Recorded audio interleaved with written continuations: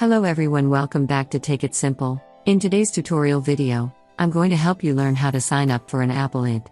Keep watching the video till the end without skipping in order to learn how and subscribe to our channel by hitting the subscribe button, press the bell icon so that you'll never miss another update from us.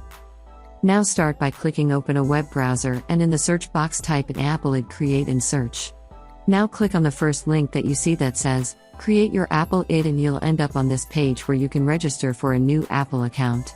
Enter the first name in the first text field you see. Now move on to the next text field and type in your last name, select your country or your region from the drop-down next, and then enter your birthday information on the next. Now go ahead and enter an Apple ID for you. This will be your new Apple ID after you type in an Apple. If you want to use your account, go to the next field and type in a password for your account. After you type in your password, you can move on to the next step.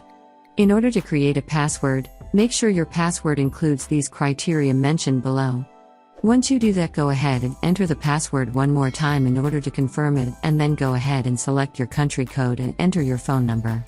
While entering a phone number, make sure to enter a phone number that you always have access to. It will be used to verify your identity anytime you sign in with a new device or a web browser. You can choose for your verification from the options over here. If you want to receive verification through a text message, then check this text message circle.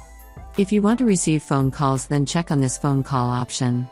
If you don't want to receive announcements, recommendations, and updates about Apple products, make sure to uncheck this box.